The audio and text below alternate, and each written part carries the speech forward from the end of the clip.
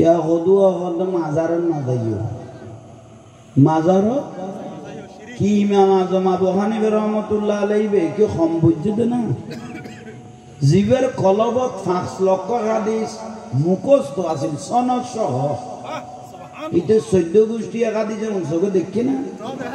বেদাত হই বিলেই না ইমাম শাফি রহমাতুল্লাহ আলাইহি জীবে 1000 বার আল্লাহর স্বপ্ন দেখি আল্লাহর নূরের স্বপ্ন দেখি ইবে গদা এখন মশলার মধ্যে বাজি গেল ওই ইকে ইকে নসাইতাম ডাইরেক্ট ইমাম আজম আবু হানিফা রহমাতুল্লাহ আলাইহির মাজারও যাইতাম যাইয়ের উযু কালাম বানায় 2 রাকাত নফল নামাজ পড়ি তারপরে জিয়ারত করি আর মনের কথা সবগুলো আমি ইমাম আজমকে বলতাম ইমাম আজম মাজার থেকে আমাকে উত্তর দিতেন সুবহানাল্লাহ ও আগুনের আওয়াজ বন্ধ করা अच्छा जे जिंदिया सिंह तो आई ले डेक की पीछे गई भी दिले बहुत ऐसे लाइन आड़ा की जे जद्दुर ता जुनी लर तो ले इमाम शाफी रहमतुल्लाह अलैहि वसल्लम मज़हबे सरगो मज़हबरी भोगी इमाम ना शाफी मज़हब हम्बली मज़हब हनफी मज़हब अहमद इब्न हम्बल ठीक नहीं ইমাম শাফি রহমাতুল্লাহ আলাইহি কতে আয় কোন মশলার মধ্যে বাজি গেল ওই কে নসাইতাম ডাইরেক্ট ইমাম আজম আবু হানিফা রহমাতুল্লাহ আলাইহির মাজারে যাইতাম ওই এডা যাইরে উযু কালাম বানায় 2 রাকাত কি করতাম নামাজ নফল নামাজ পড়ি আর সমস্ত জিয়ারত করি আর সমস্ত মনের কথা গুনাহ বেগুন খারে কইতাম ইমাম আজম আবু হানিফা রহমাতুল্লাহর মাজারত আই বের হইতাম ইবে সমস্ত কথা গুন বেগুন আর উত্তর দিত সুবহানাল্লাহ अल्लाह अकबर या रसूल अल्लाह